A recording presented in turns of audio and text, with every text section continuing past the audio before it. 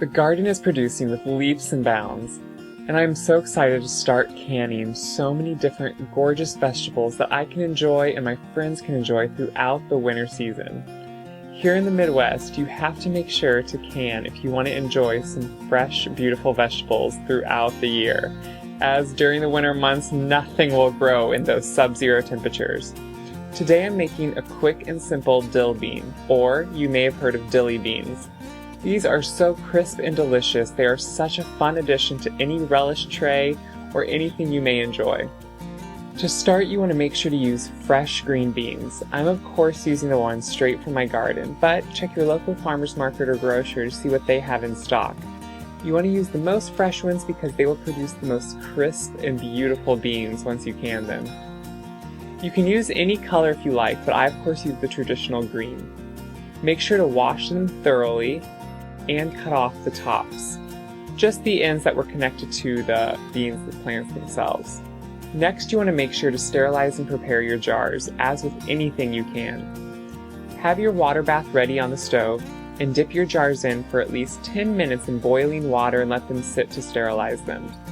For ease and simplicity, I'm using wide mouth pint jars. Wide mouth is just easier for me to fit my larger hands into, and they're just easier to work with to put the beans in straight up and down. If you want to use the normal mouth, don't worry, that will work just fine, but just for a little bit easier method, I'm using the wide mouth. Once your jars are ready, you can start your brine. You want to make sure to have the brine going on the stove when you're preparing your beans. To start the brine, in a kettle place 2 2/3 cup of water, 2/3 cup of white distilled vinegar, and 4½ teaspoons of salt. Stir this together and bring it to a simmer. As your brine is warming up, you can start the process of filling the jars. I made this recipe a little bit smaller so it's easy for anyone to do at home. It's just for 3 pints. To start, place a few pieces of cut onion in the bottom of each jar. As you may have heard me say in the past, I love onion and the flavor it gives. So I make sure to be a little heavy on the onion. This is a personal preference, but it does flavor the beans, so it's important to add some. You just don't need to add as much as I do. Just a few pieces of onion on the bottom will do just fine. Next, you want to start putting your beans in the jar. As you can tell, beans come in all different sizes, and mine are extremely long. So I make sure to make a mark on the first one about where I want them to come up on the jar. You want to make sure to leave a ½ inch of headspace. So I put the bean in the jar, mark it, and cut it right where I want it to end. Then I use the cut bean as a guide and start cutting the rest of my beans to the size I need. It will take a lot more beans than you think, because you can stuff quite a few in, so make sure to have plenty. Once you have enough beans cut, and you won't know for sure how many until you start placing them in, so always make sure to have extra, you can start placing the beans in up and down.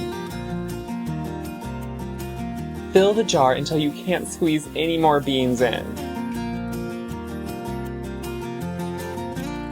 You don't want to make it so tight that you're crushing the beans, but you can fill it up quite firm.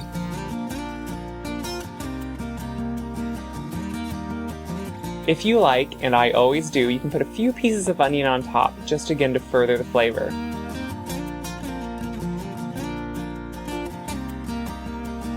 Also, once you have your 3 pint jars stuffed, you want to place a heavy ½ teaspoon of dill seeds on top of each one. This is what gives these beans their distinct flavor. Once your jars are filled and ready to go, and your brine is boiling on the stove and your water bath is ready to go and boiling, you can pour the brine into each jar. Using a measuring cup, just scoop until you have a ½ inch of headspace left and it's just covering the beans.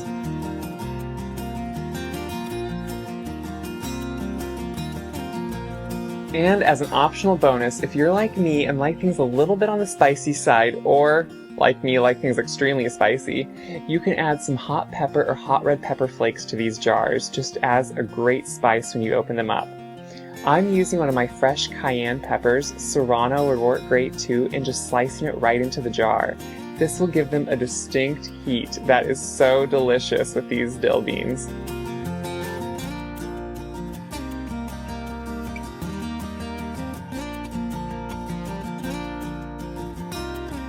Next, place your prepared lids and rings on each jar.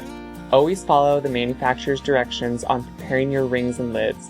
Mine are always just to wash them thoroughly with hot soapy water. Tighten the ring until you just feel it give a little bit. You don't want to tighten it so hard that it could buckle the lid and you can't tighten it anymore, but just enough until you feel it catch. After a few times, you'll know exactly what I mean. Place the 3 prepared jars into your boiling hot water bath. You want to make sure the water covers them at least by an inch. If it doesn't, add a little bit of water and wait till it comes back to a boil. Once it's at a full boil with the jars inside the water bath, you want to start the timer and process them for 10 minutes. Once your 10 minutes are up, using a jar lifter, you can take each jar out of the water bath, slightly turning it to get the excess water that sat on top off the jars, and then set them in a place to cool completely.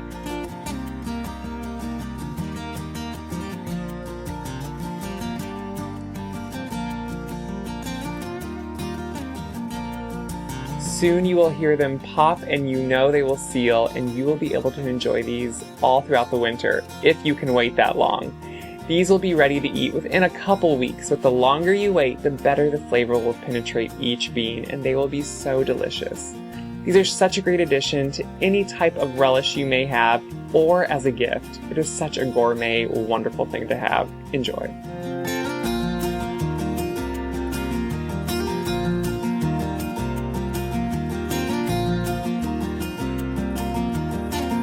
Thanks for watching this video. To see more videos that you might enjoy, click over here, or click down here and subscribe to our channel to see all the great new videos we come out with each week.